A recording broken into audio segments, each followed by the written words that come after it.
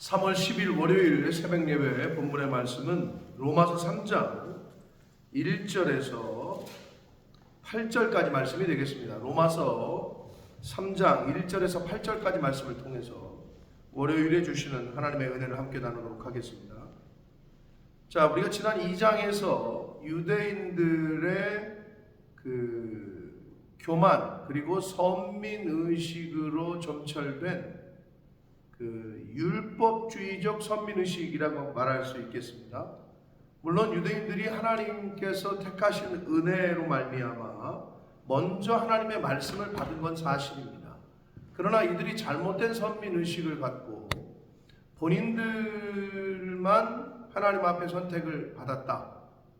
그리고 그 율법을 지켜야만 구원을 받을 수 있다라는 이런 잘못된 율법주의적 구원관, 율법주의적 선민의식이 있었어요. 그것에 대해서 이 사도 바울은 유대인들이 당할 심판에 대해서 이야기를 합니다. 그러니까 당시 유대인들로서는 정말 센세이션한 얘기고 믿음으로 말미암아 구원받는다는 얘기도 정말 그 당시로서는 아주 폭탄적인 선언이었지만 자신들이 심판을 받는다?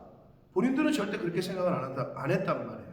자기들은 하나님 앞에 택함 받은 백성들이고 그렇지 않은 다른 이방 민족들이나 뭐 지옥의 땔감으로 쓰려고 하나님이 창조하셨다 이런 말을 할 정도로 아주 잘못된 생각들을 갖고 있었어요.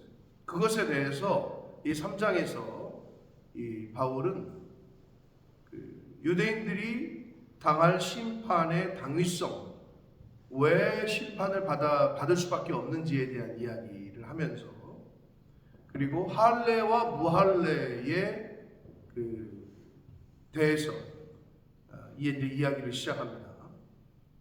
자, 그러면서 1절에 유대인의 나음, 유대인이 이방인들과 달리 나음이 무엇이냐, 나은 게 뭐냐, 할례가 도대체 무슨 유익이 있느냐, 이런 질문으로 이제 3장을 시작합니다.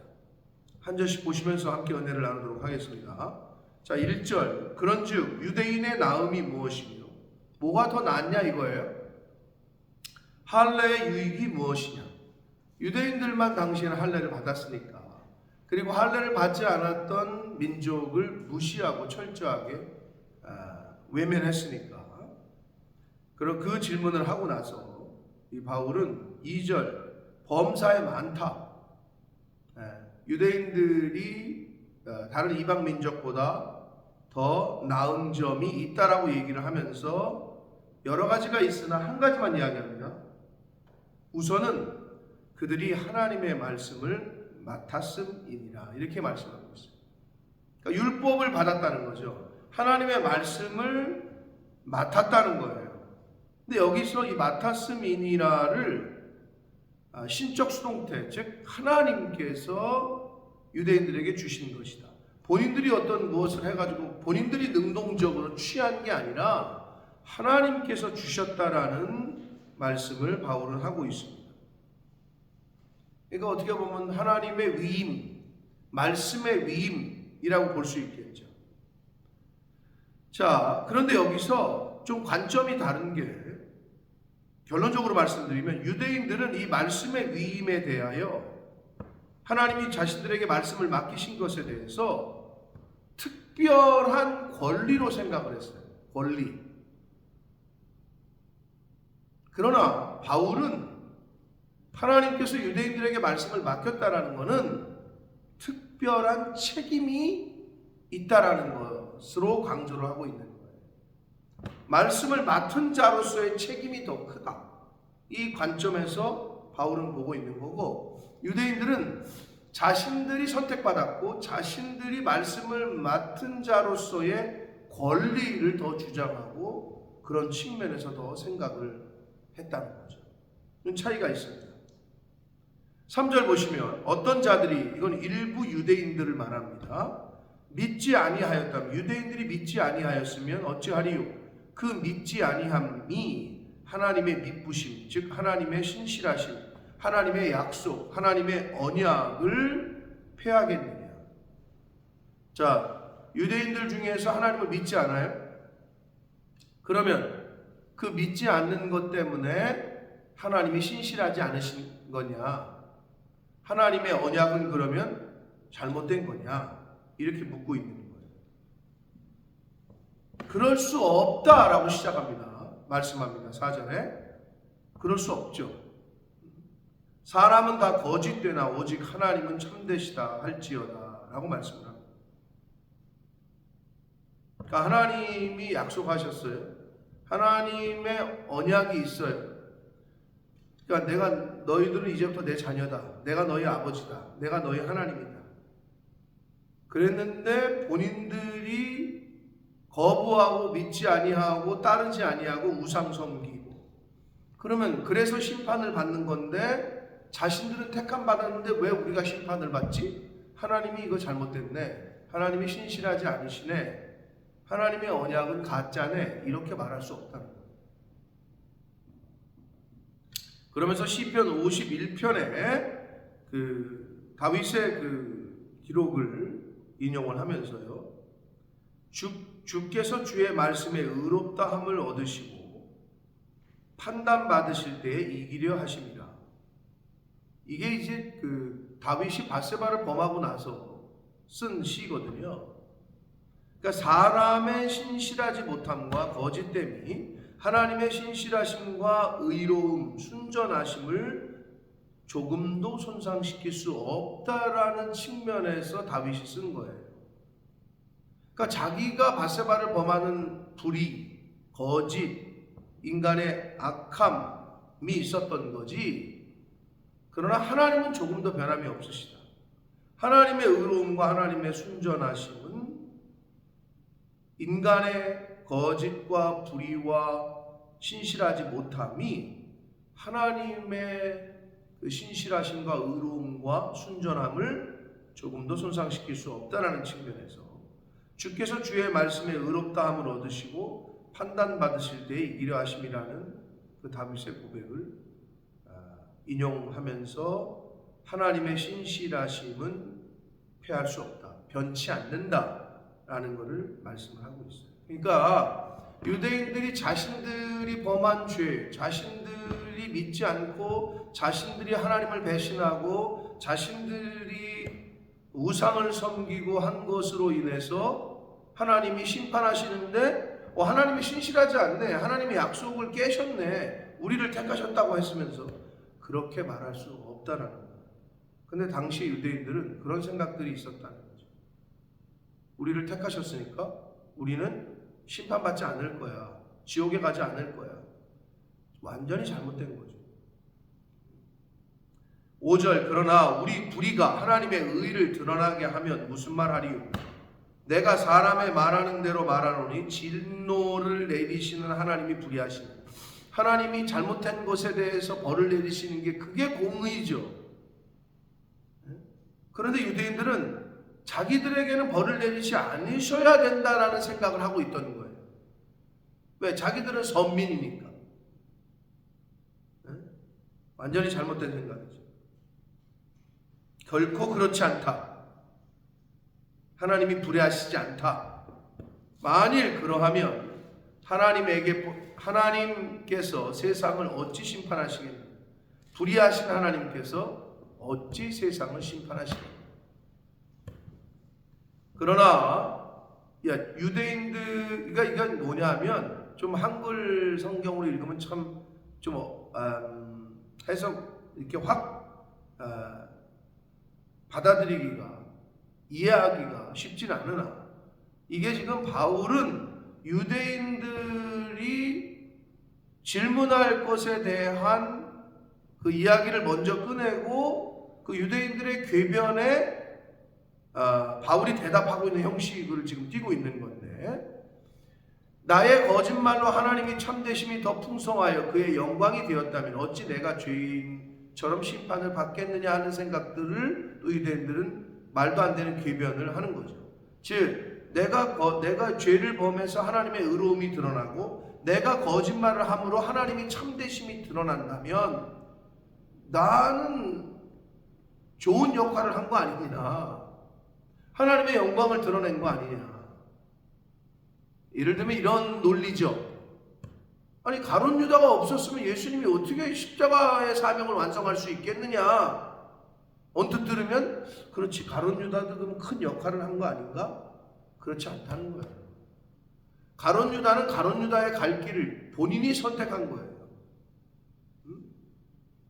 물론 하나님의 주권에 있어요. 하나님은 다 아셔요. 그러나 하나님이 가룟 유다를 부추겨서 네가 예수를 배신해라, 네가 예수를 팔아넘겨라, 그렇지는 않다는 거예요.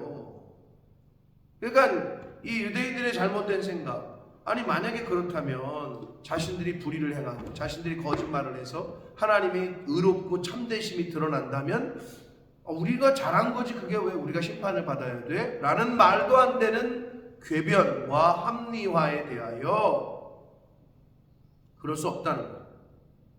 말이 안 된다는 이야기를 하고 있는 거예요. 또는 그러면 선을 이루기 위하여 악을 행하자 하지 않겠느냐? 하나님의 선하심이 드러나려면 우리가 악을 더 많이 행해야 돼. 죄가 많은 곳에 은혜가 있다고 그랬으니까 우리가 죄를 더 행해야 돼. 이건 말도 안 되는 얘기죠. 근데 그 당시에 유대인들이 그런 말도 안 되는 생각들을 갖고 있었던 거죠. 오늘날 간혹 가끔 크리스찬들 보면 그런 생각을 하고 있는지는 하고 있다라고 말하기보다는 그런 거 아닌가라는 생각이 들 정도로 많은 사람들이 죄에 대하여 너무 믿기만 하면 예수 믿으면 구원받는다네. 교회 역사 가운데 영주주의를 비롯한 많은 이단들이 그랬던 것처럼 믿는다고 하는데 실제 손과 발과 입과 행동은 전혀 믿는 사람 같지 않게 행동을 한다. 그러면서도 자기는 구원받을 거라고 착각하고 있다. 오늘날의 당시의 유대인들의 모습을 떠오르게 하는 사람들이 있어요. 근데 절대 그렇지 않습니다. 믿음과 행함은 동전의 양면처럼 붙어 있는 거예요. 믿음은 말로써, 고백하는 그 사람의 말로써, 손과 발, 행함으로써 드러나요. 믿음 따로 생활 따로가 될 수가 없다는 거예요. 예수 그리스도를 만난 사람은 변화가 있을 수밖에 없어요. 성령이, 하나님의 말씀이 내 안에 있는 사람은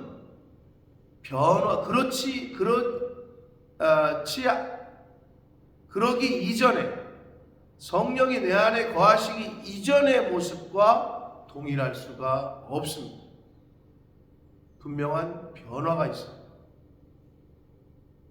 사울이 예수 믿는 사람들을 잡으러 다니고 실제로 때로 잡는 일을 역할을 하다가, 죽이는 역할을 하다가 부활하신 예수 그리스도를 만나고 그의 사명을 받은 후에 그의 삶이 어떻게 바뀌었어요? 쉽게 말해서 사울이 바울로 변했단 말이에요. 다 예수 그리스도를, 하나님의 말씀을 영접하고 그 은혜를 입었다면 그 이전의 모습과 같을 수는 없다는 거예요. 하나님의 율법을 먼저 받았고 하나님의 은혜를 먼저 받은 유대인들이 똑같다, 그들의 삶이. 그럴 수 없다는 거예요. 그런데 그들은 어떻게 해요? 하나님의 율법을 먼저 맡았어요. 그럼 무한한 특별한 책임이 있음에도 불구하고 잘못된 율법주의적 사고를 가지고 특별한 권리만을 주장하고, 나아가 우상을 숭배하고 하나님을 배신하고 배교하는 그러한 일들을 저질렀습니다. 그래서 바울은 유대인이 도대체 이방인보다 나은 게 뭐냐? 할례를 받았다고 하는데 도대체 할례의 유익이 도대체 뭐냐? 라는 말로 3장을 시작하면서 유대인들이 받을 심판과 하나님의 그 심판의 당위성에 대해서 설명을 하고 있는 거예요. 왜냐하면 당시의 로마 교회의 유대계 그리스도인들, 유대인인데 자기가 예수를 따르겠다라고 교회를 다니는 사람들, 그런데 그리스도인이라기보다는 유대인으로서 새로운 어떤 학문을 받아들인 것처럼 자신의 율법주의적인 그 사고는 버리지 않고 이 이신칭의에 대한 교리도 인정하지 않고 율법을 지켜야만 구원을 받는다. 이런 기본적인 것들이 잘 되어 있지 않았던 그 로마 교회에 바울은 이 편지를 쓸 수밖에 없었습니다. 그리고 빨리 가고 싶었던 거죠. 너무 불안했던 거죠. 그들이 제대로 하나님의 말씀을 배울 수 없었기 때문에 그랬습니다. 오늘날도 마찬가지입니다. 하나님의 말씀을 제대로 듣지 않고 배우지 않은 상태에서 신앙생활하고 교회생활한다고 들어왔는데 내가 복음인 사람들이 있어요. 하나님의 말씀이 우선이어야 되는데 내가 우선이야. 전통과 형식이 우선인 사람들이 있어요. 율법주의자들처럼. 믿음이 우선이 돼야 되고 믿음에 따른 행동이 우선이 돼야 되는데 전통이 우선이야. 그리고 대대로 전해져 내려오는 유전이 우선이야. 유전과 전통. 어찌 그것이 하나님의 말씀보다 우선할 수 있겠습니까? 사랑하는 성도 여러분, 본질은 변하면 안 돼요. 그러나 비본질적인 면에서는 우리가 시대의 흐름과 또 시대가 학생들, 요즘의 젊은 MZ세대라고 하는 사람들, 그들이 하나님의 교회로, 아버지의 집으로, 주님의 몸된 교회로 올 수 있도록 비본질적인 거에 대해서는 유연한 대처를 해야 합니다. 그러므로 이 3장에서 당시의 유대인들의 생각, 그리고 말씀으로 가르치는 이 바울의 이 말씀을 통해서 오늘날 우리에게도 주시는 그 은혜가 있습니다. 교회에 다 있다고 해서 예수님께서 알곡과 쭉정이, 양과 염소의 비유들을 통해서 신약에서도 말씀하셨습니다만 오늘날 교회도 다 함께 있어요. 그러나 마지막 때에는 드러나게 될 겁니다.